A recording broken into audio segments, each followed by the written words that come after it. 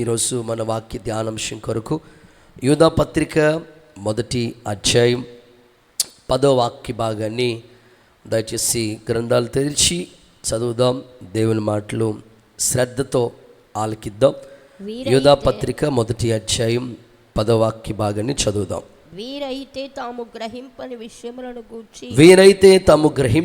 విషయాలను గూర్చి దూషించువారై వివేక శూన్యములకు మృగముల వలె వేటిని స్వాభావికంగా ఎరుగుదురో వాటి వలన తమను తాము నాశనం చేసుకొంటున్నారు. ఓకే, చదవబడిన వాక్య భాగంలో వీరైతే తాము గ్రహింపని విషయాల గురించి దూషించువారై, నిన్నటి రోజు ఆ విషయాల గురించి మనం నేర్చుకున్నాం. వన్స్ అగైన్ ఆ మాటలో ఉన్న సారాంశాన్ని ఈరోజు మీకు చెప్తున్నాను. కొంతమంది అయితే వివేక శూన్యములకు మృగముల్ని పోలిన వారే, వివేక శూన్యములకు మృగాల్ని పోలిన వారే తమ్మును తామే నాశనం చేసుకుంటున్నారు. వాక్యం ఇలా చెప్తుంది, వీరైతే వివేక శూన్యములకు మృగముల వలె తమ్మును తామే నాశనం చేసుకుంటున్నారు. చూడండి, ఈరోజు ఈ వాక్యంలో ఉన్న సారాంశం మృగాన్ని గురించి.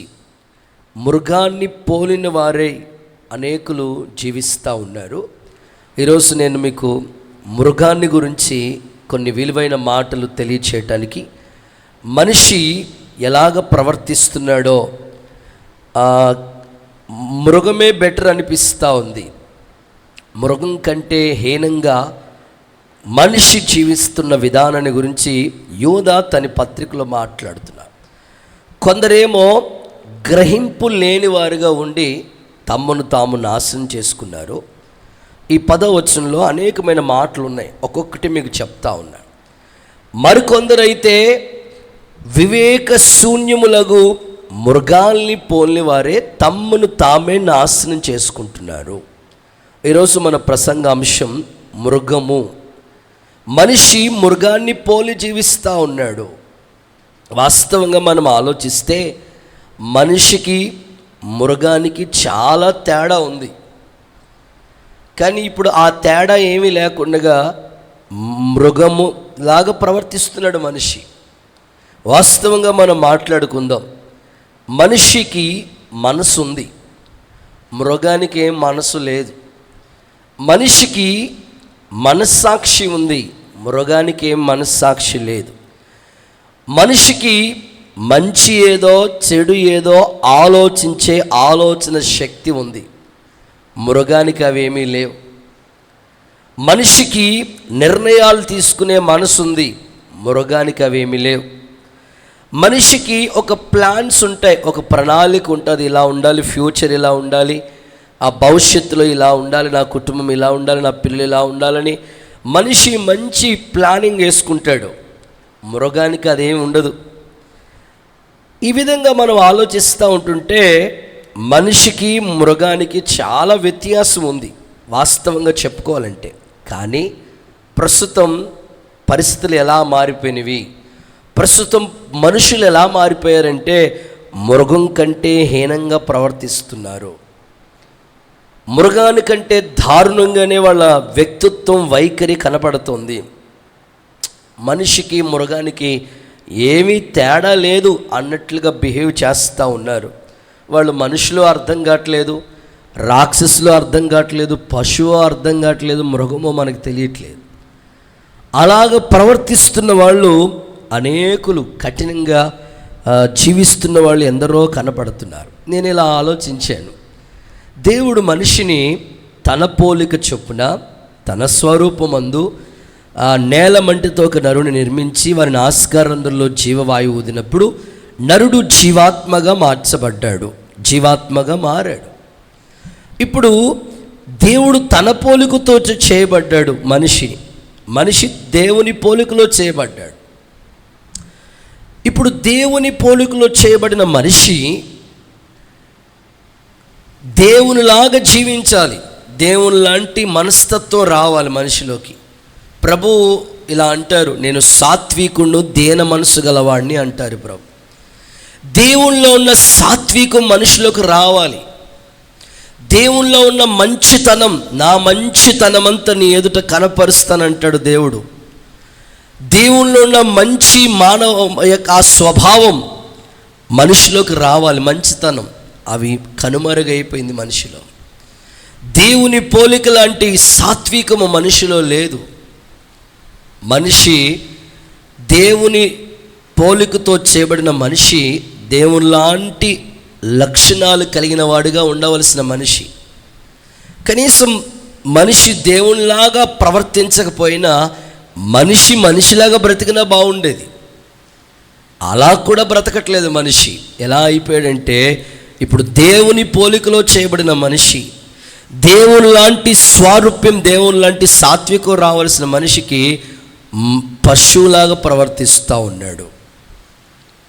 మృగం లాంటి స్వభావాన్ని కలిగి ఉంటున్నాడు. అందుకే ప్రసంగి చాలా జ్ఞానంతో ఈ మాట చెప్పాడు.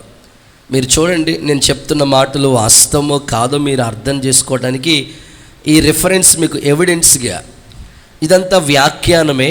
జస్ట్ మనిషి నిజంగా మృగాన్ని పోలే జీవిస్తున్నాడు, మనిషి పశువులాగే ప్రవర్తిస్తున్నాడు అనడానికి ప్రసంగి ఒక మాట చెప్తున్నాడు. ప్రసంగి పుస్తకం 3వ అధ్యాయం 18వ వాక్య భాగాన్ని మనం ఒక్కసారి ఆలోచించి గమనిస్తే అలాగా ఆ మాటలు కనపడుతూ ఉంటాయి. ప్రసంగి పుస్తకం 3వ అధ్యాయం 18వ వాక్యాన్ని చూద్దాం. తాము మృగముల వంటి వారని నరులు తెలుసుకున్నట్లు దేవుడు వారిని విమర్శించినట్లుగా ఇలాగూ జరుగుతున్నవని అనుకుంటుని. మృగము వంటి వారని నరులు తెలుసుకున్నట్లు అంటే ఇప్పుడు నరులు ఎలాంటి వాళ్ళు? మృగాలుగానే ఉంటున్నారు. మనిషిలాగా జీవించట్లేదు. మనిషిలో మానవత్వం, నైజం అవన్నీ కోల్పోయాడు. ఇప్పుడు మనిషిలోకి ఎలాంటి స్వభావం వచ్చేసిందంటే నరులు, మనుష్యులు మృగము వంటి వారిగా ప్రవర్తిస్తున్నారు. కీర్తనాకారుడు కూడా అదే అంటాడు, మృగాల్ని పోలిన మనుష్యులు. మనిషికి మృగానికి ఏం తేడా లేదా అన్నట్లుగానే మనుషులు మనస్తత్వం కనబడుతుంది.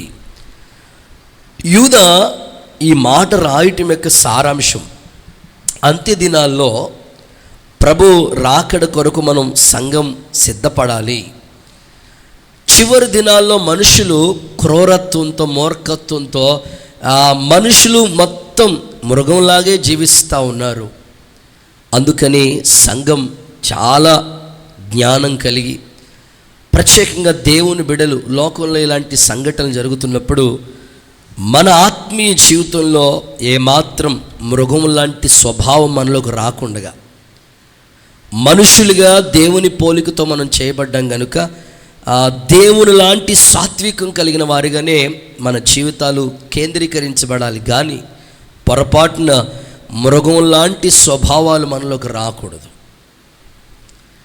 ఎందరూ దేవుని ఆత్మ చేత నడిపించబడతారో వాళ్ళందరూ దేవుని కుమారులని పిలువబడతారని ప్రభు చెప్పాడు. మనము దేవుని ఆత్మ చేత నడిపించబడాలి, కానీ పొరపాటున మృగం లాంటి స్వభావాలు మనలోకి రాకూడదు. జీవవాక్యమును చేత పట్టుకుని లోకమందు జ్యోతులుగా మీరు కనబడండి అన్నాడు. అంటే వాక్యాన్ని అనుసరించి నడుచుకోవాలి, కానీ మృగం లాంటి స్వభావం మనలోకి రాకూడదు. వాక్యం ఏం చెప్తుందో వాక్యాన్ని అనుసరించి నడుచుకునే బిడ్డలుగానే మనం ఉండాలి.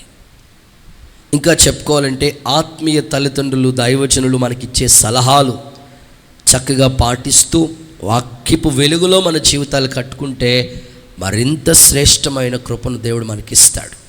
అంతేగాని మానవత్వం పూర్తిగా నశింపచేసి మృగం లాంటి స్వభావాలు కలిగిన వారిగా మనిషి అలా జీవించటం ఎంత మాత్రము శ్రేయస్కరం కానే కాదు.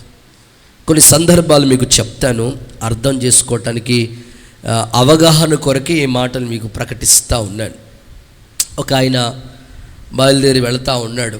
వెళుతున్న దారిలో నడుచుకుంటూనే పోతున్నాడు. ఉదయకాలమే ఇట్లాగే మార్నింగ్ సెక్షన్ వాకింగ్ పోతా తనతో పాటు తన కుక్క, తన ఇంట్లో పెంచుకుంటున్న కుక్కని కూడా ఉదయకాలం తీసుకుని వాకింగ్ పోతా ఉన్నాడు. వినాలి, వెళుతూ ఉంటుంటే బండోడు యాక్సిడెంట్ చేసి తానికి గాయాలు తగిలిని, తన ఉన్న ఆ యొక్క కుక్కకు కూడా గాయాలు తగిలి గుద్దేసి ఆ యాక్సిడెంట్ చేసి వెళ్ళిపోయాడు. పట్టించుకోవాలి. పాపం దారి ప్రక్కన గాయాలతో పడి ఉన్నాడు పెద్ద ఆయన. తర్వాత కుక్క అలా బాధపడుతూ ఉంది.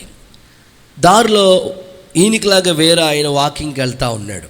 చూశాడు, ఏమండి మనం కనీస ధర్మం, మనిషి యొక్క మానవ నైజం, ఎవరికైనా గాయాలైనా యాక్సిడెంట్ అయినా బాధలో ఉన్నా వెంటనే స్పందించి మంచి సమరయుడు ఎలాగ జాలిపడ్డాడో, గాయాలు కట్టాడో, పోటుకుని వాని ఇంటికి తీసుకెళ్ళాడో, అలాగే కనీస ధర్మం మానవ నైజం కనుక తప్పకుండా ఏదో ఒక హెల్ప్ చేయాలనే మంచి మానవత్వం కలిగి ఆ వ్యక్తిని ఆదుకుని ఆ గాయాలతో ఉన్న వ్యక్తిని హాస్పిటల్కి తీసుకెళ్ళి, ఆ కుక్కను కూడా హాస్పిటల్ తీసుకెళ్ళి గాయాలు కట్టి క్షేమంగా వాళ్ళ ఇంటికి తీసుకుని వెళ్దాం, సర్లే ఎవరు లేరు అంటున్నాడు కదని తాను ఇంటికి తీసుకెళ్ళాడు.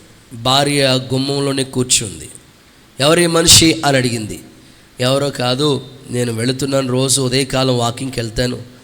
వాకింగ్కి వెళుతున్నప్పుడు ఈయన కూడా వాకింగ్ వచ్చాడు, యాక్సిడెంట్ అయింది, ఎవడో బైక్ యాక్సిడెంట్ చేసి గుద్దేసి వెళ్ళిపోయాడు. నేనే తీసుకెళ్ళి హాస్పిటల్కి, ఎవరు లేరంటే ఇంటికి తీసుకొచ్చానంటే, మానవత్వం ఉండాలి కానీ, ధర్మం చేయాలి కానీ, మంచితనం ఉండాలి కానీ, ఆయన్ని హాస్పిటల్ తీసుకెళ్ళి వాళ్ళ ఇంటికి పంపించాలి కానీ ఇంటికి మన ఇంటికి ఎందుకు తీసుకొచ్చావని అడిగింది భార్య. లేదు, ఎవరు లేదంటున్నారు కదా, గాయాలతో ఉన్నాడు, ఓ 4 రోజులు అన్నం పెట్టి పంపించడంలో తప్పేం లేదు కదా, ఎవరైనా ఉంటే మనం ఎందుకు చూస్తాం, ఎవరు లేరు అంటున్నారు కాబట్టి చారదీశాను అని అంటే, ఎవరిని పడితే వాళ్ళ ఇంట్లోకి తీసుకొచ్చేస్తావు నువ్వు అని భార్య కసురుకుని మాట్లాడుతూ వచ్చింది. అట్లా కాదులే, 4 రోజులు ఉంటాడు, వెళ్ళిపోదాం, పోనీ మన హాల్ ఖాళీగా ఉంది కదా, కింద ఉంటాడు వాళ్ళు అని అంటే సర్లే అని చేర్చుకున్నారు. 4 రోజులు అన్నం పెట్టారు. కుక్కను కూడా వాళ్ళ ఇంట్లో చేర్చుకున్నారు, బాగానే చూసుకున్నారు. ఉదయకాలం టిఫిను, మధ్యాహ్నం భోజనం, అసలు వాళ్ళ ఇంట్లో వాళ్ళని ఎలా చూసుకుంటారో అలాగే చేరదీసి అన్ని ఆహార పదార్థాలు పెట్టి చూసుకున్నాడు. 4 రోజులు అయిన తర్వాత గాయాలన్నీ తగ్గినాయి, కాలికి చేతులకి తగిలిన గాయాలన్నీ తగ్గాయి. అంతా బాగానే ఉంది. అంతా బాగానే ఉన్న తర్వాత నేను వెళ్తానయ్యా, ఈ 4 రోజులు నన్ను బాగా చూసుకున్నారు, మాకు ఎవరు లేకపోయినా చేరదీశారని మనిషికి కృతజ్ఞత అనేది ఉంటుంది. ఎలాంటి వాళ్ళకైనా ఆ బుద్ధి ఉంటుంది. ఈ మనిషికి అలాంటి స్వభావం ఏమీ లేకుండా వాళ్ళ చేరదీసిన ఆ ఇంటిలో వాళ్ళ ఆస్తి మీదకి వెళ్ళిపోయింది. ఈ పిల్లోడు మనసు ఆస్తి మీదకి వెళ్ళింది, బంగారం మీదకి వెళ్ళిపోయింది, డబ్బు మీదకి వెళ్ళి 4 రోజులు ఉన్నాడు కదా, ఎక్కడ ఏ వస్తువు పెట్టారో అన్నీ చూస్తూ ఉన్నాడు.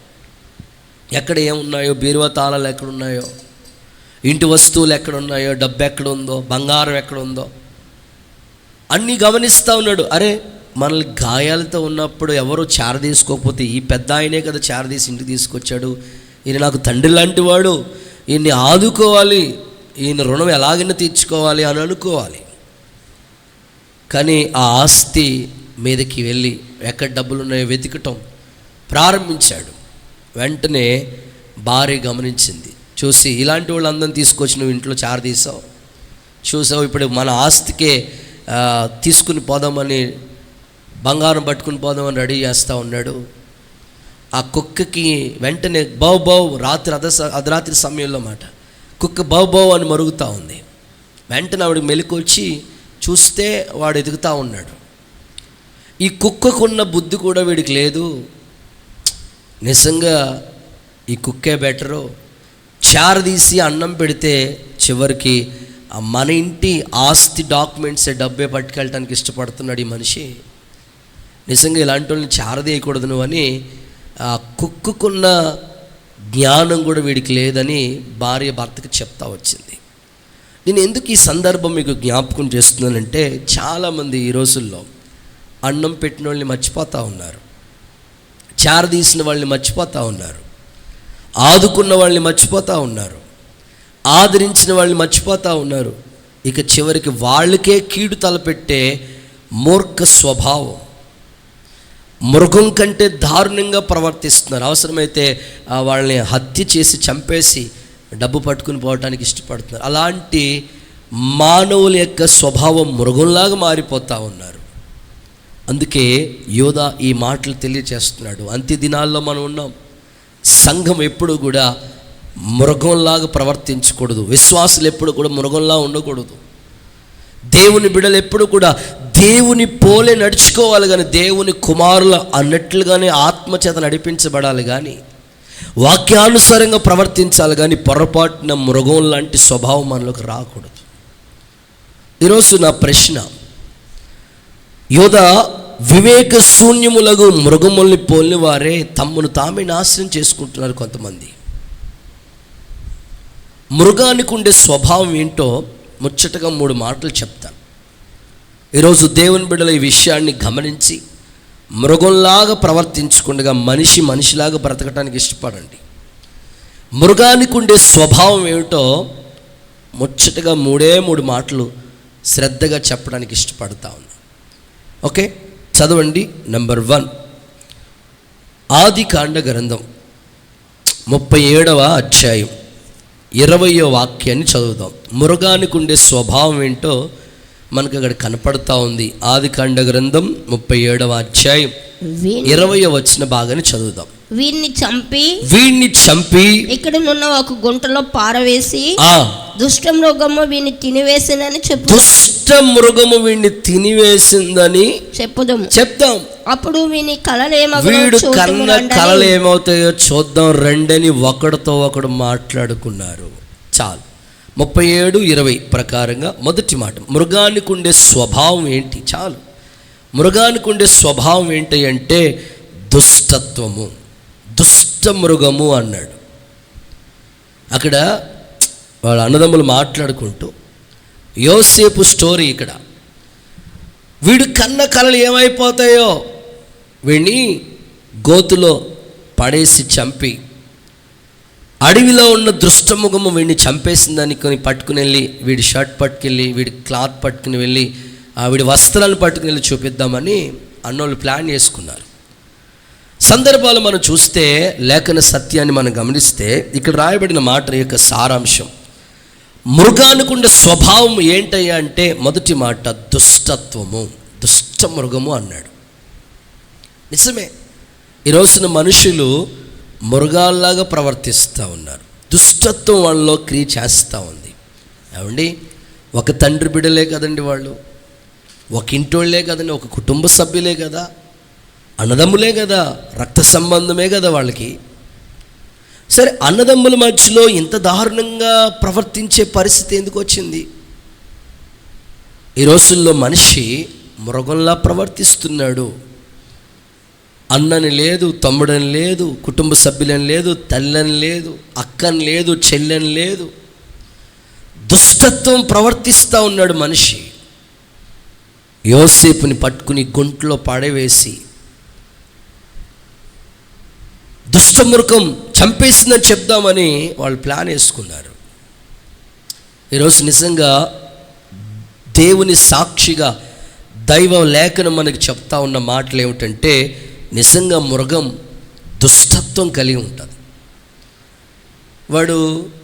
ఇప్పుడు మీరు అడవిలోకి వెళితే వీడు చిన్నపిల్లోడు, హలో వీడు చిన్నపిల్లోడు అని ఏమైనా జాలి ఉంటుందండి మృగానికి? వీళ్ళ ఆడపిల్లలు అనే జాలి ఏమైనా ఉంటుందా? వీళ్ళ తల్లి లాంటి వాళ్ళు అనే జాలి ఏమైనా ఉంటుందా? వీళ్ళ పెద్ద ఆయనలో వీళ్ళ తండ్రి లాంటి మనిషి అని ఆ మనసు ఏమైనా ఉంటుంది మృగానికి? ఏమి ఉండదు. దుష్టత్వమే పనిచేస్తూ ఉంటుంది. మనిషి కూడా అలాగే ప్రవర్తిస్తున్నాడు. ఇప్పుడు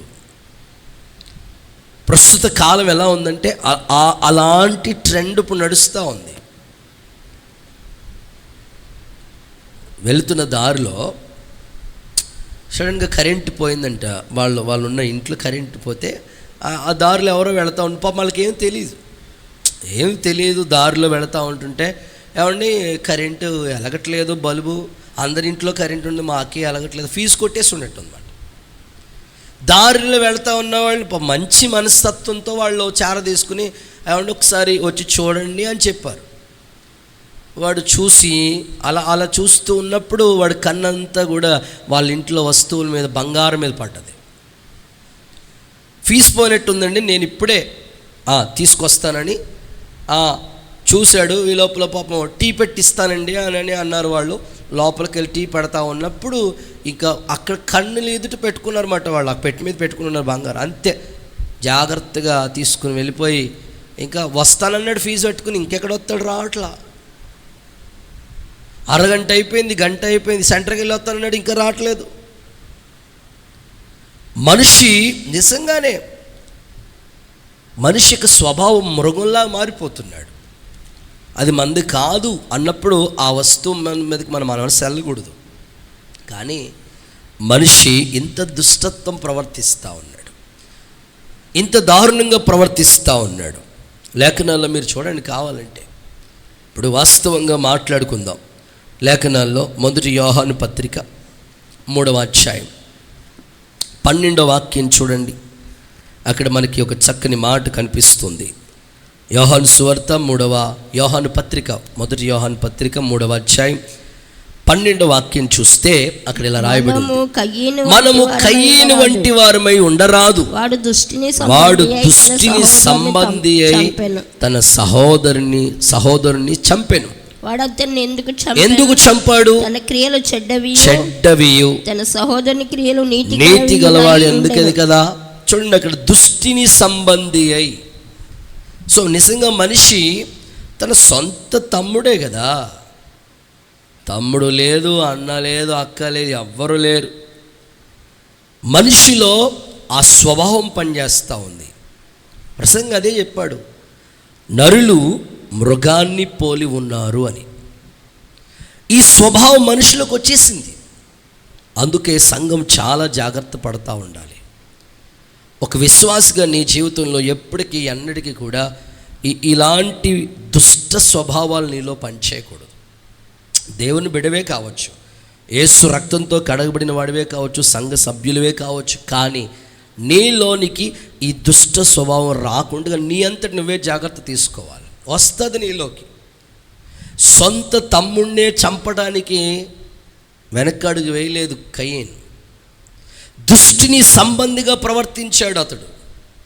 అందుకే మృగాన్ని పోలివారే తమను తామే నాశనం చేసుకుంటున్నారని భక్తుడు జాగ్రత్తలు మనకి తెలియచేస్తూ ఉన్నాడు. ఈరోజు ఆత్మీయులైన మీరు దుష్ట స్వభావం రాకుండగా యేసు నామములో మిమ్మల్ని దేవుడు పరిశుద్ధపరచునుగాక.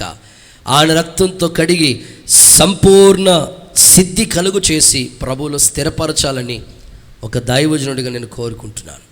అందుకే పేతురు తన పత్రికలో చెప్తూనే వచ్చాడు, సమస్త దుష్టత్వం, సమస్త వేషధారణ, సమస్త కపటం ఇవన్నీ మానేసి క్రొత్తగా జన్మించిన శిశువుని పోలిన వారే నిర్మలమైన వాక్యంతో మీరు ఉదక స్నానం చేయబడిన వారుగా, ఇదిగో అప్పుడే పుట్టిన పిల్లల్లో ఎలాంటి స్వభావం ఉంటుందో శిశువుని పోలిన వారుగా ఉంటారో సంఘ బిడ్డలు అలాంటి స్థాయికి ఎదగాలి. సమస్త వేషధారణ, సమస్త దుష్టత్వం ఇవన్నీ మానేసేమని చెప్పినాడు. చూద్దాం, ఆ మాట కూడా చదువుదాం. పేతురు రాసిన 1 పత్రిక 2వ అధ్యాయం 2వ వాక్య భాగాన్ని చూడండి. పేతురు రాసిన, ప్రభు దయాళుడని రుచి చూసిన ఎడల సమస్త దుష్టత్వం, సమస్త కపటం, వేషధారణ, సమస్త దోషణ మాటలు మానేసి కొత్తగా జన్మించిన శిశువుని పోలిన వారై నిర్మలమైన వాక్యమనే పాలను అపేక్షించి రక్షణ విషయంలో ఎదుగు నిమిత్తం ఆ పాలను అపేక్షించండి. చూడండి, దైవజనుడు పేతురు ఇలా మాట్లాడుతున్నాడు. మీరు క్రొత్తగా జన్మించిన శిశువుని పోలిన వారిగా ఉండాలి. చిన్నపిల్లలకి ఎలాంటి సాత్వికమైన మనసు ఉంటుందో, చిన్నపిల్లలకి ఏది చెడో ఏది పాపమో ఏది తెలియదు వాళ్ళకి. నిజంగా దేవుని పోలికలో చేయబడిన మనం కూడా అలాంటి స్వభావం కలిగిన వారిగా ఉండాలి. కానీ దుష్ట స్వభావం, అది మృగానికి ఉండే స్వభావం, మనలోనికి రాకూడదు. యేసయ్య సేవకుడిగా నేను ఈ మాటలు మీకు ప్రకటిస్తున్నాను. ఆ మధ్యకాలంలో మొసళ్ళు, కాలువలో మొసలు తిరుగుతున్నాయని మొత్తం కోనసీమ అంతా కూడా ఆ వార్తలు వింటా వచ్చాం. ఎవరైనా కాలువ దగ్గరికి వెళ్ళి బట్టలు ఉతకాలంటే, లేకపోతే కాలువలో స్నానం చేయాలంటే భయపడతా ఉండేవాళ్ళు. చివరికి మొత్తం మీద వెతికి సమనాస్ లాగుల దగ్గరలో మొత్తం వలేసి పట్టుకున్నారు. ఎందుకయ్యా అంటే అది మృగం, అది ఎప్పుడైనా తినేస్తుంది, ఎప్పుడైనా చంపేస్తుంది, ఎవరికైనా నష్టమే. చిన్నపిల్లోడని పెద్దోడని వాడికి ఏమి తేడా ఉండదు. కాబట్టి మృగాల విషయంలో చాలా జాగ్రత్త పడతా ఉంటారు. ఇంట్లోకి రాకుండా ఆ తర్వాత చిరుతపులు తిరుగుతున్నాయంట అంటే ఎలర్ట్గా ఉంటారు. అలాగే క్రైస్తవుడు ఎప్పుడు కూడా మనలోనికి అలాంటి స్వభావాలు వస్తున్నాయంటే వెంటనే జాగ్రత్త పడి, అయ్యో నేను మనిషిని కదా, నాలోకి ఇలాంటి స్వభావం రావటం ఏంటి అని జాగ్రత్త పడితే మృగం లాంటి దుష్టత్వం మనలోకి రాకుండా శిశువుని పోలిన వాడే క్రొత్త మనసు మనలోకి వస్తుంది.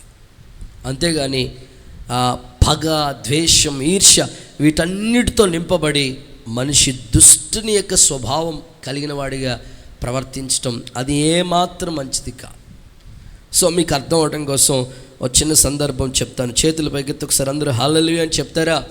ఒక చిన్న సందర్భం మీకు జ్ఞాపకం చేస్తాను.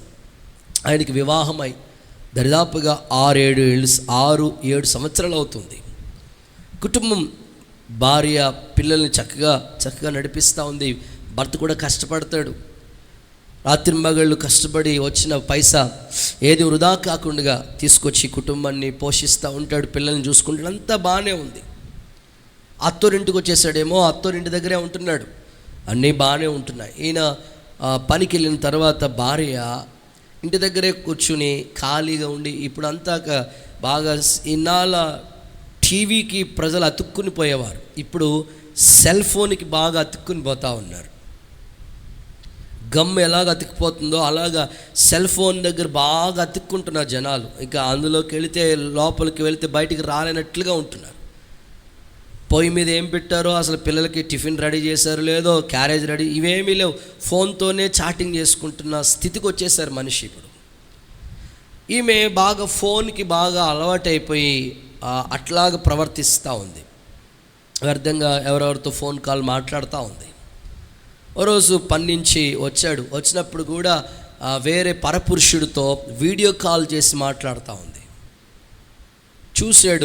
చూసిన తర్వాత అత్తమ్మోళ్ళ ఇంట్లోనే ఉంటున్నాడు కనుక అత్తోరింటికి వచ్చేసాడు, ఇల్లరికం వచ్చేసిన తర్వాత మరి అత్తమ్మ చూసుకుంటుంది కాబట్టి మా యొక్క భార్యాన్ని చూసి గమనించి అత్తమ్మని పిలిచి చెప్పాడు. ఏమన్నాడంటే, ఏంటండి మరి మీ యొక్క కూతురు ఇలా ప్రవర్తిస్తూ ఉంది, సో పిల్లలు ఉన్నారు, కుటుంబం ఉంది, నేను ఎన్నిసార్లు చెప్పినా వింటలేదు, మీరు ఒక తల్లి కాబట్టి, తల్లి స్థానంలో ఉన్నారు కాబట్టి మీరు చెప్తే బాగుంటుందని చెప్తాను, మీరైనా చెప్పండి అంటే ఆ అత్త నిజంగా తల్లి స్వభావం కలిగిన ఆమె కూతురికి చక్కగా చెప్పి కాపురాన్ని సరిచేయవలసిన తల్లి ఏ మాత్రం కూడా లెక్క చేయకుండా, నా కూతురు నా ఇష్టం, ఎవరితోనైనా మాట్లాడుకుంటుంది, ఏదైనా చేస్తుంది, నీకు అంతకి నచ్చకపోతే ఇంట్లోంచి వెళ్ళిపో అన్న. సరే, భర్తకి ఏం చేయాలో అర్థం కావట్లేదు, ఎందుకంటే పిల్లలు ఉన్నారు. పిల్లల ముఖం చూసైనా సరే ఇప్పుడు మన ఇద్దరు గొడవ పెట్టుకుని విడాకులు తీసుకుని వేరైపోతే ఆ చిన్నపిల్లలు ఏమైపోవాలి? అది ఆ విషయంలో భర్త ఆలోచన కలిగి ఉంటున్నాడు. ఎన్నిసార్లు చెప్పినా ఆమె స్వభావం మాత్రం మార్చుకోవట్లేదు. దుష్టత్వం కలిగి ఆ పాపపు సంబంధమైన ఆలోచనలు కలిగి ప్రవర్తిస్తూనే ఉంది. బైబిల్లో మనం చూస్తాం కదా, అమ్నోను వాస్తవంగా వరుసకి చెల్లె అవుతుంది, కానీ దుష్ట స్వభావంతోనే అలా ప్రవర్తించాడు. ఈరోజు చాలామంది మనుషుల్లో దుష్ట స్వభావం పనిచేసి వాళ్ళు ఆ సమయానికి అలా మారిపోతూ ఉన్నారు. అత్త ఎన్నిసార్లు చెప్పినా సరే ఆమె పట్టించుకోవట్లేదు, భర్త చెప్పినా పట్టించుకోవట్లేదు. ఒకరోజు పాపం పండే సమయం వచ్చింది. నిజమేనండి, దురాశ గర్భాన్ని ధరించి పాపాన్ని కంటుంది. పాపం వల్ల వచ్చే జీతం మరణం. ఆమెకి ఎన్నిసార్లు చెప్పినా ఆ పాపానికి అలవాటు పడిపోయి రకరకాలుగా విచ్చలవిడిగా ప్రవర్తిస్తుంది, అసభ్యంగా ప్రవర్తిస్తూ ఉంది, ఎవ్వరి మాట లెక్క చేయట్లేదు, ఆలోచించి ఎన్నిసార్లు చెప్పినా వింటలేదు. చివరికి ఏమైందంటే ఒకరోజు వీడియో కాల్ మాట్లాడుతున్నది, వంట చేస్తూ ఉంది, వీడియో కాల్ ఫోన్లో ఇన్వాల్వ్ అయిపోయింది, లీలమైపోయింది. స్టవ్ దగ్గర ఆ వంట ఇలా తిప్పుతానే ఉంది, ఇలా మాట్లాడుతూ ఉంది, మాట్లాడుతూ ఉంది. చివరికి చీరగా ఆ గ్యాస్ స్టవ్ దగ్గర ఇలా అంటుకుంది. ఆమెకేం తెలియట్లేదు, ఎందుకంటే ఇన్వాల్వ్ అయిపోయింది కాబట్టి, లీలమైపోయింది కాబట్టి, అలాగా విహారయాత్రకి వెళ్ళినట్లుగా లీలమైపోయింది ఫోన్లో ఆమె. ఇంచుమించు చాలా సమయం, చాలాసేపు మొత్తం చీర సగం కాలిపోయింది. అప్పుడు మంటలు వస్తూ ఉంటుంటే సడన్గా ఇంకేముంది, పిలుస్తామంటే ఎవరైనా ఉన్నారంటే భర్త లేడు, వాళ్ళ అమ్మ ఎక్కడో ఉంది, లోపల ఎక్కడో పని చేసుకుని అరుస్తుంది కానీ రావట్లా. అంతే, పాపం పండింది, ఎవ్వరూ కాపాడే పరిస్థితి లేరు. ఆ గ్యాస్ తగిలి ఆ చీరకి చివర అంటుకుని మొత్తం బాడీ అంతా కాలిపోయింది. కేకలేస్తూ ఉంది, అరుస్తుంది, కాపాడండి, రక్షించండి. ఎవ్వరూ కాపాడే స్థితి లేరు. చూస్తే 2 చిన్న పిల్లలు. ఈరోజు నేను ఎందుకు ఈ మాటలు మీకు చెప్తున్నానంటే, మనిషిలో దుష్ట స్వభావాలు పనిచేసి పాపానికి ప్రేరేపించి భర్తని చూడకుండా, భార్యని చూడకుండా, చిన్నపిల్లలు ఉన్నారని చూడకుండా విచ్చలవిడిగా ప్రవర్తించి చివరికి అర్ధాంతరంగానే కాలాన్ని ముగిస్తున్న వాళ్ళు, ఇలాంటి వాళ్ళు ఎందరో మన కన్నుల ఎదుట కనపడుతున్నారు. ఈరోజు ఒక దైవజనుడిగా మీకు చెప్పగలిగిన మాట, నువ్వెప్పుడు దుష్ట స్వభావం కలిగిన వాడిగా ఉండొద్దు. చివరికి ఆ దుష్ట స్వభావం అనే పాపం నిజంగానే పట్టుకుంటుంది. కయీను తన తమ్ముడిని చంపాడు, చివరికి తన పరిస్థితి ఎలా మారిపోయిందంటే దేశ దిమ్మరిగా తిరిగినాడు. ఈరోజు మీరు ఆలోచించండి, దుష్ట స్వభావాలు, ఈమె మా అక్క, ఈమె మా అన్న, ఈమె మా చెల్లి, ఈమె మా వదిన, ఈమె నా తల్లి అనే స్వభావాలు మనిషికి రావట్లేదు. మనసు మారిపోతూ ఉంది. అందుకే జాగ్రత్త పడి, దుష్ట స్వభావం, అది మృగానికి ఉండే స్వభావం నీలోకి రాకుండా నువ్వు జాగ్రత్త పడితే దేవుని కృప నీకు తోడుగా ఉంటుంది. దేవుని ఆత్మచేత నడిపించబడు. నీ మనసు చెప్పినట్లు దుష్ట స్వభావం చెప్పిన నువ్వు నడిపించబడద్దు, వాక్యానుసారంగా నువ్వు నడిపించబడు. యేసు తండ్రి నీకు కృపను అనుగ్రహించునుగాక. ఓకే, 2వ మాటలోకి వస్తాను. మృగానికున్న స్వభావం ఏంటి అంటే, ఒకటి దుష్టత్వము, దుష్ట మృగం. 2వది చూద్దాం, లేఖనాల్లో మనం చూస్తే యెషయా గ్రంథం 30వ అధ్యాయం 6వ వాక్యాన్ని చూస్తే మృగానికి ఉండే మరొక స్వభావాన్ని గురించి యెషయా ప్రవక్త మాట్లాడుతున్నాడు. దక్షిణ దేశంలోనున్న క్రూర మృగములను గురించి, క్రూర మృగము రైట్. 2వ సందర్భాన్ని మనం చూస్తే క్రూరత్వం. ఒకటి దుష్టత్వము, 2వది క్రూరత్వం. మృగానికి ఉండే స్వభావం ఏమిటంటే, దొరకలేదు రిఫరెన్స్, క్రూరత్వం. యెషయా గ్రంథం 30వ అధ్యాయం 6వ వచనం. క్రూరత్వమే. నిజంగా ఈరోజు మనిషి క్రూరంగానే ప్రవర్తిస్తున్నాడండి. ఓ పక్కనేమో దుష్టత్వం కలిగిన వాడిగా ఉంటే, మరో ప్రక్కనేమో క్రూరంగా, మూర్ఖంగా ప్రవర్తిస్తూ ఉన్నాడు మనిషి. క్రూర మృగము చాలు, క్రూరత్వమే మనిషిలోకి వచ్చేసింది. ఈరోజు ఒక దైవజనుడిగా నేను మీతో చెప్తున్నాను, మీలోనికి ఎవ్వరిలోనికి కూడా ఈ క్రూరత్వం అనేది రాకూడదు. క్రూరత్వం అంటే ఏంటండి చెప్తాను. లేఖనాల్లో వాక్యం ఇలా చెప్తోంది, కొన్ని మాటలు మీకు వాక్య ఆధారాలతో చెప్తా. చూడండి, కీర్తనల గ్రంథం 25వ అధ్యాయం 19వ వచనం చూడండి. క్రూరత్వాన్ని గురించి మాట్లాడుతున్నాడు అక్కడ భక్తుడు. కీర్తనల పుస్తకం 25 19, 25 19. వారు అనేకులు క్రూర ద్వేషముతో నన్ను ద్వేషించుచున్నారు. చాలు, నా శత్రువులను చూడు. వారు అనేకులు క్రూర ద్వేషముతో నన్ను ద్వేషించుచున్నారు. ప్రస్తుతం మనిషి జీవితంలో క్రూరత్వం అనే ద్వేషం, పగ, ద్వేషం, అసూయ, ఇవన్నీ క్రూరత్వం యొక్క స్వభావాలు. వాడు నాకు ఇలా చేశాడు, నేను వాడికి ఇలా చేస్తాను, వాడు అస్సలు బతకూడదు భూమి మీద అని మనిషి పగ సాధించాలని క్రూర స్వభావంతో, జంతువులకు ఉండే స్వభావం ఇది మనిషిలోకి వచ్చేసింది. ఇప్పుడు అడవిలో ఆహారాన్ని సిద్ధపరచుకుంటూ ఉంటే జంతువులు, నక్క ఆ దారి గుండా వెళుతున్నప్పటికీ ఆహారం కనబడితే ఆ ఆహారాన్ని పట్టుకుని వెళ్ళిపోదాం. ఆల్రెడీ సింహం వేటాడింది ఆ ఆహారం. స్నానం చేసి వద్దామనో నీళ్లు తాగొద్దామనో వెళ్ళింది. తాగొచ్చే లోపల ఈ యొక్క నక్క పట్టుకుని ఆ ఆహారాన్ని తింటా ఉంటుంటే చూసింది, నేను సంపాదించుకుని నేను కష్టపడిందని నువ్వు పట్టుకుని వెళ్ళిపోతావని ఆ బతికుండగానే ఆ యొక్క నక్కను కూడా చీల్చేసింది. క్రూరత్వము, ద్వేషంతో ఈరోజు మనిషి పగ, ద్వేషం, ఈర్ష్య, వీటితోనే మనిషి జీవితం కనబడతా ఉంది. క్రైస్తవ సంఘానికి ఇది పొరపాటుని కూడా ఉండకూడదు. దేవుని బిడ్డలకి దేవుని స్వభావమే రావాలి కానీ జంతువు స్వభావం, ఇంకా చెప్పుకోవాలంటే మూర్ఖ స్వభావం, ఇవి మనలోకి రాకూడదు. దేవుని బిడ్డలకు అవి తగవు. పగ సాధించాలనే మనసు ఎప్పుడు దేవుని బిడ్డలకు ఉండకూడదండి. ఇప్పుడు వాళ్ళు చేసింది మిస్టేక్కే, ఓకే, దేవుని సాక్షిగా వాళ్ళని క్షమించు, మన్నించు, దేవుడే వాళ్ళకి బుద్ధి చెప్తాడు. అంతేగాని పగ తీర్చుకోవటం నా పని అన్నాడు కదా ప్రభు. అంతేగాని మనం అనవసరంగా ద్వేషాలు, పగలతో, ఈర్ష్యలతో హృదయం అంతా అలా నింపేసుకుని అలా ఉండటం మనకి ఏం మాత్రం ప్రయోజనం లేదు. ఈరోజు ఒక దైవజనుడిగా ఆ మాటలు మీకు తెలియచేస్తా ఉన్నాను. ఓకే, ఇంకా మనిషి యొక్క మనసులో క్రూరత్వం ఎలా ఉందో చెప్తాను. వాక్య ప్రకారం 27వ కీర్తన 12వ వచనం చూడండి. 27వ కీర్తన 12వ వచనం చూస్తే మనిషిలో ఎలాంటి క్రూరత్వం వచ్చేసిందో అక్కడ చెప్తున్నాడు. అబద్ధ సాక్షులను క్రూరత్వం వెళ్ళగక్కువారును. ఆ అబద్ధ సాక్షులు క్రూరత్వాన్ని వెళ్ళగక్కుతూ ఉన్నారు, నా మీదకి లేచి ఉన్నారు, నా విరోధులు ఇట్లా ఉన్నారని భక్తులు మాట్లాడుతున్నారు. నిజంగా క్రూరత్వంతో ఉన్నవాళ్ళు అబద్ధ సాక్ష్యాలు పలుకుతూ ఉంటారండి. అబద్ధ సాక్ష్యాలు పలుకుతూ ఉంటారు. చాలు, వాళ్ళకి ద్వేషం, పగ వీటితో నిండిపోయి అబద్ధ సాక్ష్యాలు పలుకుతూ ఉంటారు. క్రూరత్వం యొక్క స్వభావం అది, అబద్ధ సాక్ష్యాలు. వాస్తవంగా మనల్ని వాళ్ళు ఏమనరు అని ఉండరు.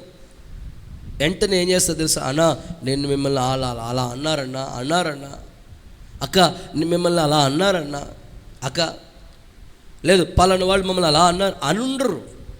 కానీ అది క్రూరత్వ స్వభావం కాబట్టి వెంటనే అబద్ధ సాక్ష్యాలు చెప్తూ ఉంటారన్నమాట. ఈరోజు మనిషిలో చూడండి, ఎక్కడ చూసినా ఈ విపరీతంగా అబద్ధ సాక్ష్యాలు పెరిగిపోతూ ఉన్నాయి. అది ఎవరి స్వభావం అంటే క్రూరత్వం. అది మృగానికి ఉండే స్వభావం. అది ఈరోజు మనిషిలోకి వచ్చేసింది అబద్ధ సాక్ష్యాలు. భర్త మీద అబద్ధ సాక్ష్యం, భార్య మీద అబద్ధ సాక్ష్యం, పిల్లల మీద, సేవకుల మీద, సంఘాస్తుల మీద, ఒకరి మీద ఒకరికి అబద్ధ సాక్ష్యాలు పలుకుతున్నాడు మనిషి. ఓ సందర్భం మీకు బైబిల్లో చెప్తాను. వాస్తవంగా మనం ఆలోచిస్తే ఆ నాబోతు ద్రాక్ష తోట గురించి ఆ స్టోరీ మనకు తెలుసు. అది పితరులు సంపాదించిన ఆస్తి. రాజు వచ్చి అడిగాడు, నా కోటను ఆనుకుని ఉంది కదా, అది నాకు ఇచ్చేసేవయ్యా, నీకు ఏది కావాలంటే అది ఇస్తాను, కావాలంటే డబ్బు కావాలంటే ఇస్తానని అడిగాడు. వాస్తవంగా అడిగాడు, బాగానే ఉంది. వెంటనే నాబోతు చెప్పినాడు, ఇది నా పితరులు సంపాదించిన ఆస్తి, నేను అమ్ముకోకూడదయ్యా. రాజుగారు మీరు అడిగారు తప్పులేదు, కానీ నేను అమ్మకూడదు. వెంటనే వచ్చేసి కూర్చుని మూతి ముడుచుకుని కూర్చుని ఉన్నాడు ఇంటి దగ్గర. ఈ లోపల భార్య వచ్చింది, యెజబెలు రాణి వచ్చింది. రాజా ఇట్లా ఉన్నవేంటి ఆయన, ఏం భోజనం చేయకుండా అలా ఉన్నవేంటి అని అడిగింది. మొత్తం మ్యాటర్ అంతా చెప్తే, అవునా, నీకెందుకు నేను ఉండగా అని అనుకుని ఒక ఐడియా జీవితాన్ని మార్చేస్తుందని చెత్త ఆలోచన ఇచ్చి, చెత్త ఆలోచనతో ఆలోచించి ఇద్దరు అబద్ధ సాక్షుల్ని తీసుకొచ్చి, ఇదిగో నాబోతు రాజుగారిని ఇలా దూషించాడు, ఇలా అన్నాడు అని ఇద్దరు అబద్ధ సాక్షుల్ని ఏర్పాటు చేసి ఆ ఆస్తంతా కబ్జా చేసి ఎంత క్రూరంతో ప్రవర్తించింది చూడండి యెజబెలు. ఎంత క్రూరత్వ స్వభావంతో యెజబెలు యొక్క స్పిరిట్ ఈ రోజున సంఘాల్లో కూడా పనిచేస్తూ ఉన్నాయి. సంఘస్థుల్లో కూడా ఇలాంటి స్వభావం వచ్చేసింది. యెజబెలు ఆత్మ అనేక సంఘాల్లో పనిచేస్తుంది. క్రూర స్వభావం. అత్తగారులు చూడండి, చాలామంది కోడల్ని ఎంత టార్చర్ పెడతా ఉంటారో, ఎంత బాధ పెడతా ఉంటారో. అంటే అందరు అలా ఉంటారని కాదు, కొందరు ఉంటారు వాళ్ళు నిజంగా యెజబెలు ఆత్మ పనిచేస్తూ ఉంటుంది వాళ్ళలో. ఎంతో పాపం వాళ్ళ తల్లిని, తండ్రిని, తోబట్టుల్ని అందరిని విడిచిపెట్టి వీళ్ళ ఇంటికి వచ్చినప్పుడు కూతురులాగా చూసుకోవాల్సిన అత్తలు కోడల మీద ఎంత క్రూర స్వభావం ప్రవర్తిస్తూ ఉన్నారు. పెళ్ళిలో ఏదో మాట అనుకుని ఉంటారు, ఆ మాట వీళ్ళ గుండెల్లో మనసులో పగ సాధించాలి, అది అలా ఉండిపోయి వీళ్ళని చాలా బాధ పెడతా ఉంటారు, చాలా బాధిస్తూ ఉంటారు. ఇది యెజబెలు ఆత్మ. చాలా కుటుంబాల్లో, సంఘాల్లో కూడా ఇలాంటి క్రియలు పనిచేస్తూ ఉన్నాయి. యెజబెలు ఇంత క్రూరంగా ప్రవర్తించింది, చివరికి కుక్క చావు చచ్చిందండి. చదవండి బైబిల్లో ఒకసారి ఆ మాటలు. రాజుల మొదటి పుస్తకం 21వ అధ్యాయం 10వ వాక్యం చూడండి ఒకసారి. రాజుల మొదటి పుస్తకం 10వ అధ్యాయం 21:10. దేవుణ్ణి రాజును దూషించితివని అతని మీద సాక్ష్యం పలుటకు, అబద్ధ సాక్ష్యం పలకడానికి పనికిమాలిన ఇద్దరు మనుషులను, ఇద్దరు పనికిమాలిన సాక్ష్య సంతకాలను చేసే వాళ్ళని తీసుకొచ్చింది. తీర్పు అయిన మీదట అతన్ని బయటికి తీసుకొని పోయి రాళ్లతో చావుగొట్టి చంపేసిందండి. ఎంత దారుణమైన పరిస్థితిలో చివరికి ఆమె చావును గురించి చూస్తే 23వ వచనం, 21:23. యెజబెలును గూర్చి యెహోవా సెలవిచ్చింది ఏమనగా, యెజబెలు ప్రాకారముల యొద్ద ఇశ్రాయేలు ప్రాకారం మీద కుక్కలు యెజబెలుని తినివేసును. పట్టణమందు చచ్చు ఆహాబు సంబంధికులు కుక్కలు తినివేయబడును. బయట భూముల్లో చచ్చువారు ఆకాశ పక్షులు తినివే అని చెప్పెను. భార్యని యెజబెలు ప్రేరేపణ చేత యెహోవా దృష్టికి కీడు చేయి తాను అమ్ముకున్న ఆహాబు వంటి వాడు ఎవడు లేడు. సందర్భాలు మనం అన్ని చూస్తూ ఉంటుంటే యెజబెలు ఎంత దారుణంగా ప్రవర్తించిందండి. చాలా కుటుంబాల్లో ఇలాంటి యెజబెలు లాంటి వాళ్ళు ఉంటున్నారు. మనుషుల్ని ఇబ్బంది పెట్టేవాళ్ళు, క్రూరత్వం కలిగిన స్వభావాలు కలిగిన వాళ్ళు. అలాగ ప్రతి విశ్వాసి మనసి ఉంటే మార్పు చెందాలి, కుటుంబాల్లో ఉంటే మార్పు చెందాలి.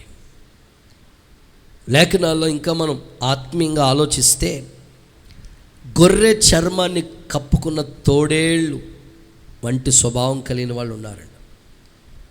తోడేళ్ళకి అది ఒక జంతువే కనుక చీల్చేస్తుంది. తోడేళ్ళ యొక్క స్వభావం ఏమిటంటే చీల్చేస్తూ ఉంటుంది. ఈ రోజున మనుషులు ఎంత క్రూరంగా ప్రవర్తిస్తున్నారో తెలుసా? మీరు కల్కటా ప్రాంతంలో 1 month అవుతుంది, జూనియర్ డాక్టర్ ఆమె హాస్పిటల్లో, ఆమె జూనియర్ డాక్టర్ ట్రైనింగ్ అవుతూ ఉంది. వాళ్ళు అక్కడ జరుగుతున్న హాస్పిటల్లో సిచ్యువేషన్ అంతా గమనించి ఈ హార్ట్, కిడ్నీలు, తర్వాత అవయవాలన్నీ కూడా అమ్మేసుకుంటా ఉన్నారు. అవి చూసి ఇది తప్పు కదండి అని ఉన్నది ఉన్నట్లుగా మాట్లాడితే ఆ ప్రిన్సిపాల్ సార్ కావచ్చు, కొంతమంది టీం దారుణంగా ప్రవర్తించేటట్లుగా ఆమె మీద అత్యాచారం చేయటం. ఎంత దారుణంగా ఆమె 2 కాళ్ళు కూడా విరగ్గొట్టేసి, చేతులు విరగ్గొట్టేసి దారుణంగా ప్రవర్తించి ఆమెను చంపేసి చాలా దారుణంగా ప్రవర్తించిన సందర్భం. ఒక మనిషిని చంపాలనే స్వభావం అది ఎంత క్రూరత్వం అండి. అసలు చాలా చోట్ల ఇలా జరుగుతూ ఉన్నాయి. దేవుని బిడ్డలు ఈ విషయంలో చాలా జాగ్రత్త తీసుకోవాలి. ప్రభువా, ఇలాంటి స్వభావం మా ఇంట్లో ఎవరికి ఉండకూడదు నాయన. మా కుటుంబాల్లో ఇలాంటి స్వభావం కలిగిన వాళ్ళు, అసలే అలాంటి ప్రవర్తన కలిగిన వారు ఉండకూడదు అయ్యా. ప్రత్యేకంగా మా దేశంలో ఇలాంటి సంఘటనలు జరగకూడదు ప్రభువా. మనిషిలాగా మానవత్వం కలిగి ప్రవర్తించాలి, కానీ మూర్ఖంగా క్రూరత్వంతో ఇలాగ జంతువులాగా ప్రవర్తించకూడదు, మృగమై ప్రవర్తించకూడదు ప్రభువా అని మనమందరం కూడా వారి నిమిత్తమై ప్రార్థన చేయవారమై ఉన్నాం. పౌలు కూడా తన పత్రికలు ఏమని మాట్లాడాడో తెలుసా? నేను ఎఫీసులో ఉన్నప్పుడు ఇదిగో ఎఫెసీలో ఉన్నప్పుడు ఇదిగో నేను మృగాలతో పోరాడను అన్నాడు. మృగాలతో పోరాటం ఏంటి అంటే మనుషులే మృగం లాంటి వాళ్ళుగా ఉన్నారు. మృగాలతో పోరాడని అన్నాడు పౌలు గారు. ఆ మాటలు ఒకసారి చూడండి. ఒకసారి కొరింథీయులకు రాసిన పత్రిక 15వ అధ్యాయం 32వ వచనం చూడండి ఒకసారి. 1 కొరింథీ 15:32 చూస్తే అక్కడ ఇలా చెప్తున్నాడు. 1 కొరింథీయులకు రాసిన పత్రిక 15:32 మనుష్యరీతిగా నేను ఎఫెసీలో మృగాలతో పోరాడాను. చాలు మృగాలతో పోరాడాను. ఈరోజు నిజంగానే పోరాటం కదా. కుటుంబాల్లో ఎన్ని పోరాటాలు లేవు. ఎందుకంటే మనిషి మృగంలాగా మారిపోతున్నాడు. సేవలో కూడా పౌలు గారు ఎఫెసీ సంఘంలో ఎన్ని పోరాటాలండి. మనుషులు మృగాల్లాగా ప్రవర్తిస్తూ ఉన్నారు. సంఘంలో కూడా సేవకులు ఎంత ప్రయాసపడతా ఉంటారో. కొంతమంది మృగాల్లాంటి వాళ్ళు ఉంటారు. వాళ్ళకి ఇంకా అసలు దయ అద్దు సరిహద్దు ఏమి ఉండవు. వాళ్ళకి క్రూరత్వం కలిగే మాట్లాడతారు, క్రూరంగానే బిహేవ్ చేస్తూ ఉంటారు, క్రూరంగానే వాళ్ళ ప్రవర్తన కనబడుతూ ఉంటుంది. పౌలు గారు ఎంత సంఘాల్లో ఇలాంటి వాళ్ళు ఉన్నారని చెప్తా ఉన్నాడు. ఇంకా అంత్యదినాల్లోకి వస్తే సంఘం యొక్క స్థితి ఎలా ఉంటుంది అని అంటే, సంఘము అంత్యదినాల్లో ప్రభు రాకడ దినాల్లో సంఘం ఎత్తబడుతుంది. వినాలి.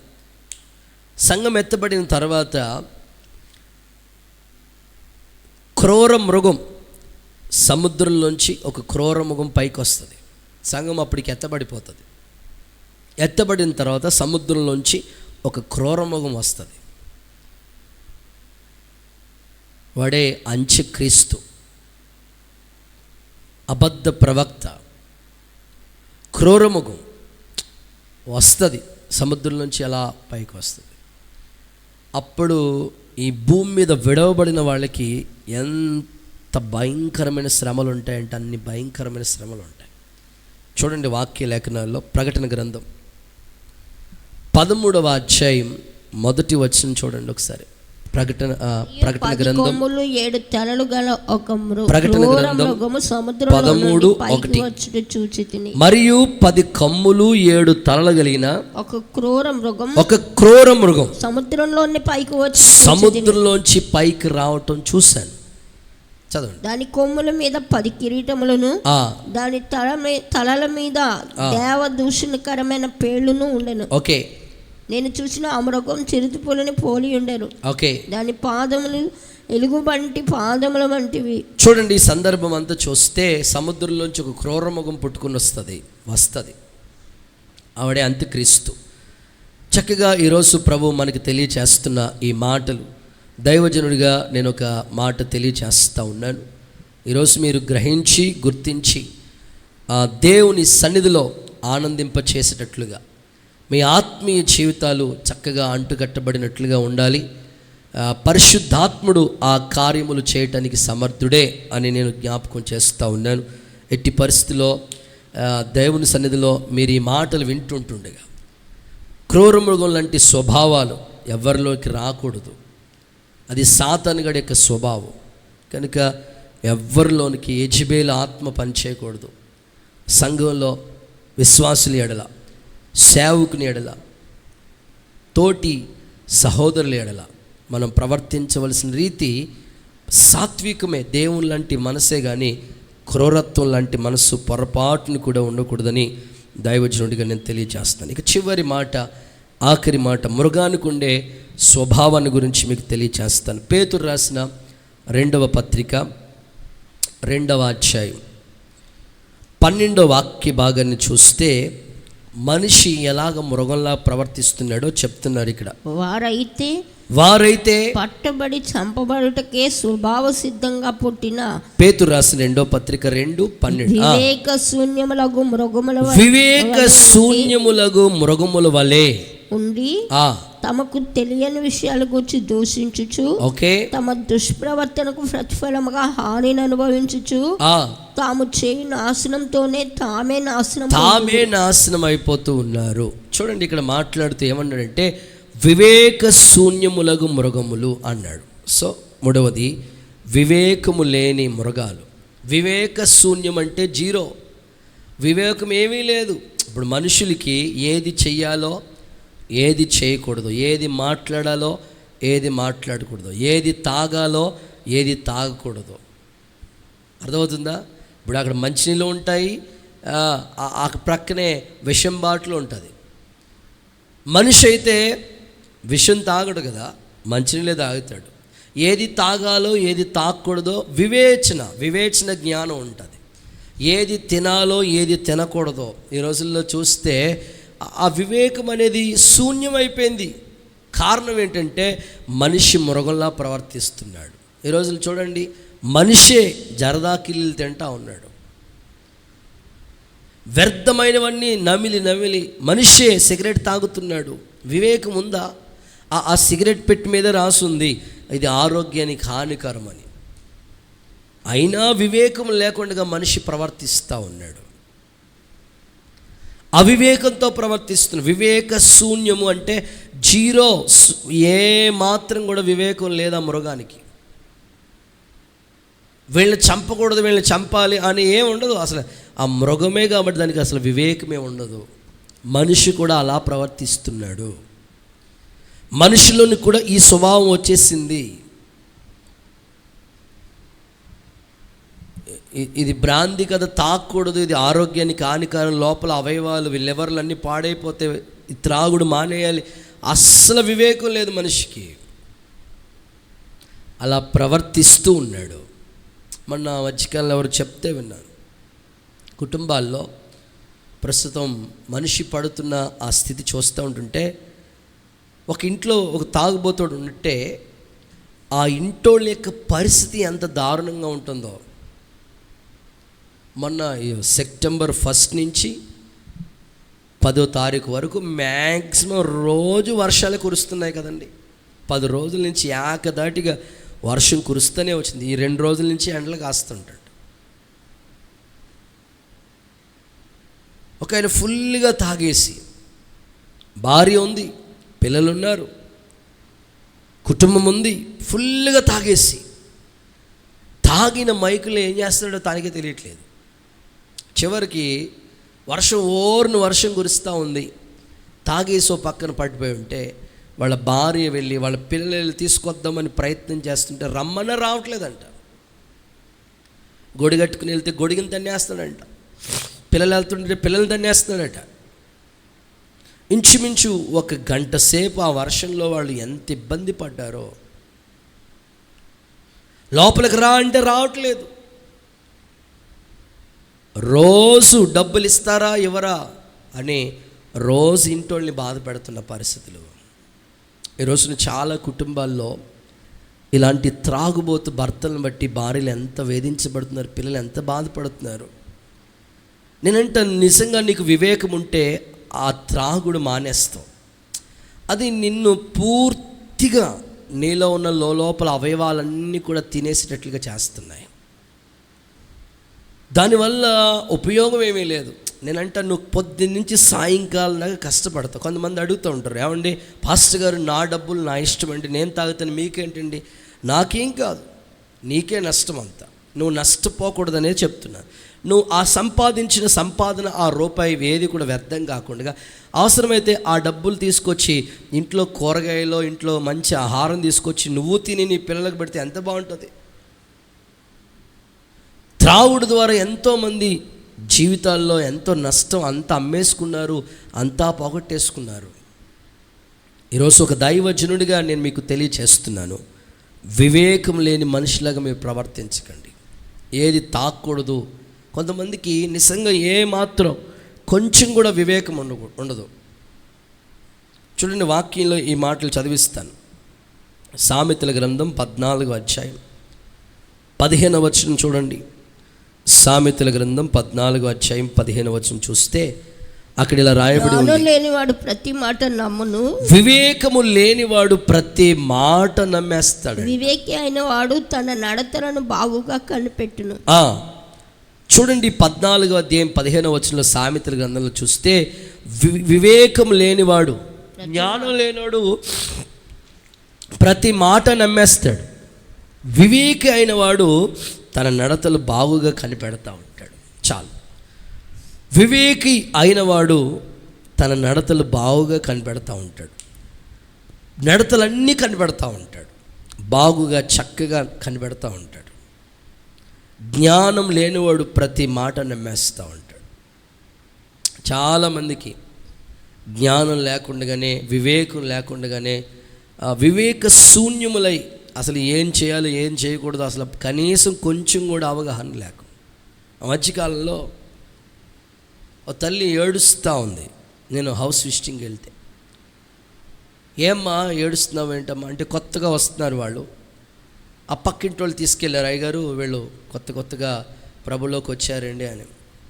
ఏమ్మా ఎందుకు ఏడుస్తున్నావు అమ్మ అంటే, ఆయన ఈ జనరల్గా ఈ మన బిల్డింగ్ స్లాబ్లు వేస్తూ ఉంటుంటే స్లాబ్లకి ఐరన్ కడతా ఉంటారు కదా, ఐరన్ వర్క్ చేస్తూ ఉంటాడు. ఐరన్ మేస్త్రి దగ్గర పని చేస్తుంటాడు కుర్రోడు. రోజుకి వస్తాయి ఒక 500, 600, 700, 1000 రూపాయల దాకా సంపాదిస్తాడు పనిని బట్టి. భార్య ఉంది, చక్కగా ఓ పిల్లోడు పుట్టాడు, కుటుంబం ముందు అంత హ్యాపీ. ఇంట్లో భార్యాభర్తలు ఏదో చిన్న మాట అనుకున్నారంట, ఆ మాట వెంటనే, ఎందుకంటే ఆ తాగుడు మానేయచ్చు కదా, ఎందుకు అనవసరంగా మీరు సంపాదించినంతా నేల పాలేసినట్టు అయిపోతుంది, పాడైపోతుంది, ఎందుకు అలాగా అని అంటే, అక్కడ ఇంట్లో రాత్రి పడుకునే ముందు దోమల ఆల్అవుట్ ఉంటుంది కదా తమ్ముడ, ఆ ఆల్అవుట్, ఆ పైది ఆల్అవుట్ కట్టేసి ఆ పైది అలా ఇప్పేసి ఆల్అవుట్ తాగేశాడు. హాస్పిటల్ తీసుకెళ్ళారు. రెక్కల ముక్కలు సంపాదించుకుని రూపాయి కూడగొట్టుకుని ఓ నెల వచ్చినప్పటికీ ఇంటద్ది కట్టుకోవాలి, కరెంట్ బిల్లు కట్టుకోవాలి, పిల్లల ఫీజులు కట్టుకోవాలి, పిల్లలకి పాలు, ఇంట్లో పోషణ అన్నిటికీ ఆయన సంపాదించిందే 10-15 వేలు సంపాదిస్తుంటే ఇప్పుడు హాస్పిటల్కి 40,000 కట్టాడు. ఎవడు తిన్నట్టు? నిజంగా వివేకం ఉంటే, జ్ఞానం ఉంటే ఇలాంటి పని చేస్తాడా మనిషి? వివేక శూన్యం అంటే వివేకం లేని మృగం అది. వివేకం ఉండదు మృగాలకి, మనిషి కూడా అలాగే ప్రవర్తిస్తున్నాడు. ఈరోజు మీరు ఆలోచించాలి, అలాగా అజ్ఞానంలో ఉండొద్దు. సరే, ఇదొక పార్ట్ అయితే, ఆత్మీయుల్లో కూడా కొంతమందికి వివేకం నశించిపోతుంది. పోన్లే వీళ్ళు కొత్త విశ్వాసుల కంటే వాళ్ళకి తెలియదు అనుకుంటే, ఆత్మీయులే, విశ్వాసులను ఎదిగిన వాళ్ళు, భక్తి చేసిన వాళ్ళు, ప్రార్థన వచ్చి బైబిల్ చదువుతారు, అన్నిట్లో ఉన్న వాళ్ళకి కూడా వివేకం నశించిపోతుంది. ఎలా చూడండి, గలతీ పత్రిక 3వ అధ్యాయం 3వ వచనం. గలతీ పత్రిక 3వ అధ్యాయం 3వ వచనం చూస్తే, వాళ్ళకి వివేకం లేని వాళ్ళుగా మారిపోతున్నారు. అయ్యో ఓ అవివేకులైన గలతీలారా, మిమ్మల్ని ఎవడు భ్రమ పెట్టాడు? చదవండి. సిలువ వేయబడిన వాడైనట్టుగా యేసుక్రీస్తు మీ కన్నుల ఎదుట ప్రదర్శింపబడిన కదా, ఇది మాత్రమే మీ వలన తెలుసుకొని కోరుచున్నాను. ఓకే, ఏమైంది వాళ్ళ గురించి? గలతీ పత్రిక 3వ అధ్యాయంలో ఏం చెప్తున్నాడు పౌలు గారు? మీరు శరీరానుసారంగా ఎందుకు ప్రవర్తిస్తున్నారు? వన్స్ అగైన్ గలతీ పత్రికలో ఆ మాట ఎందుకు చెప్పవలసి వచ్చింది పౌలు గారు అంటే, వాళ్ళు ఆత్మానుసారంగా ప్రారంభించారు కానీ శరీరానుసారంగా ముగిస్తూ ఉన్నారు. ఆ మాట కూడా చదవండి గలతీ పత్రికలో. మీరింత అవివేకులైతిరా, మొదట ఆత్మానుసారంగా 3వ వచనం 3:3 మీరు ఆత్మానుసారంగా ప్రారంభించి ఇప్పుడు శరీరానుసారంగా ప్రవర్తిస్తారా? ఎందుకలా? నేను మీ విషయమే పడిన కష్టం వ్యర్థమైపోయింది కదా, మీలో ఉన్న విశ్వాసం పాడైపోతుంది కదా. అయ్యో అవివేకులైన గలతీలారా. దైవజనుడు ఎంత ప్రయాసతో ఈ మాట చెప్తున్నాడు, బాధతో చెప్తున్నాడు చూడండి. ఈరోజు కూడా చాలామందికి అవివేకులుగా ఉన్నారు. మృగముకి వివేకం ఉండదు, మనిషికి కూడా వివేకం ఉండట్లేదు. ఇప్పుడు ప్రారంభం ఆత్మీయంగానే ఉంది, ముగింపుకు వచ్చినప్పటికీ శరీరానుసారులుగా ప్రవర్తిస్తూ ఉన్నారు. ప్రారంభ భక్తి అబ్బో, బాప్తీసం పొందిన కొత్తలో వైరాగ్యం, పాస్టర్ గారు అంటే ఎంతో గౌరవం, పరిచర్య అంటే భయం, సేవ అంటే భయం. రాను రాను రాను రాను అలవాటైపోయి శరీరానుసారంగా అన్యజనులే బెటర్ అనిపిస్తుంది. ఆత్మీయత ఏం కనిపించట్లేదు. ఆత్మానుసారంగా ప్రారంభించారు, కానీ ముగింపుకు వచ్చినప్పటికీ శరీరానుసారంగా ప్రవర్తిస్తూ ఉన్నారు. ఈరోజు మిమ్మల్ని మీరు ప్రశ్నించుకోవాలి. అవివేకం కలిగిన గలతీలారా అంటే వాళ్ళకి వివేకం ఏమీ లేదు. ప్రతిదానికి ముహూర్తాలు అంటారు, సమయం అంటారు, కాలం అంటారు, రోజు మంచిది కాదంటారు, మంగళవారం అంటారు, శుక్రవారం అంటారు, డబ్బులు ఇవ్వకూడదు అంటారు. అవివేకులైన గలతీలారా, ఎంత ఆత్మీయంగా మీరు ప్రారంభించారు, ఇప్పుడు ఎంత శరీరానుసారంగా ప్రవర్తిస్తున్నారు. ఈరోజు చాలామంది కుటుంబాల్లో మృగంలాగా వివేక శూన్యం అయిపోతుంది. వివేకం లేని మృగాల్లాగా మనుషులు ఆత్మీయంగా ప్రారంభించి శరీరానుసారంగా ప్రవర్తించటం. నీ ప్రారంభం ఎలా ఉందో ముగింపు కూడా అలాగే ఉండాలి. పిల్లలు చదువు చూడండి, ఫస్ట్ క్లాస్ నుంచి వెళ్ళే కొద్ది హై క్లాస్కి వెళ్తూ ఉంటారు. భక్తి కూడా అంతే, వెళ్ళి కొద్ది ఉన్నత స్థానాల్లోకి వెళ్ళాలి, కానీ అలా రోజు రోజుకి దిగజారిపోతుంటే ఎలా? ఈరోజు మీరు ప్రశ్నించుకోవాలి, పరీక్షించుకోవాలి. అందుకే సంఘానికి ఈ మాటలు దైవజనుడు చెప్తున్నాడు, అవివేకులైన గలతీలారా. కాబట్టి ఒక దైవజనుడిగా నేను ఈ మాటలు మీకు ప్రకటిస్తూ ఉన్నాను. మృగం వివేక శూన్యములకు మృగాల్ని పోలి తమను తామే నాశనం చేసుకుంటున్నారు. మృగం మనిషిలాగా బ్రతికితే నో ప్రాబ్లం.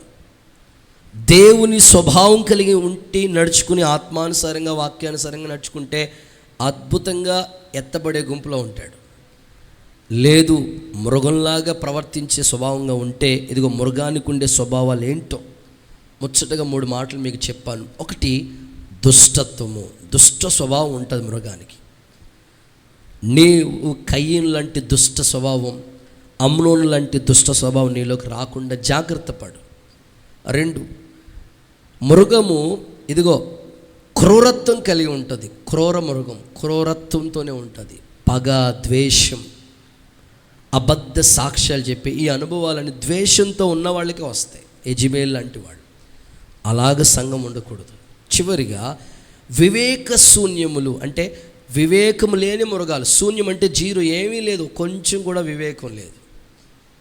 అందుకని మీ ఆత్మీయ స్థితి పట్ల ఒక అవగాహన కలిగి ఉండండి. నా భక్తి ఎంత ఎదిగని ఈ సంవత్సరం ప్రారంభించబడి 9వ నెలలోకి వచ్చేసాను. ఇప్పుడు 9వ నెల, ఈ సెప్టెంబర్ నెల. ఈ 9 నెలల్లో బైబిల్ ఎంత చదివాను, వాక్యాన్ని ఎంత పాటిస్తున్నాను, ప్రార్థన జీవితం ఎంత ఉంది, పరిచర్యలో ఎంత యథార్థంగా ఉన్నాను, ఎంత నమ్మకస్తుడిగా ఉన్నాను. కొంచెం కూడా ఆత్మీయతల గురించి అవగాహన లేక శరీరానుసారులుగా ఉంటే ఎలా? ఈరోజు అవివేకులుగా మీరు గలతీయుల సంఘస్థులాగా మీరు ఉండకూడదు. వివేకం కలిగిన దేవుని బిడ్డలుగా ప్రవర్తించండి. యేసు నామములో ఈ మాటలు మన వెనుకల్లో దేవుడు స్థిరపరచునుగాక.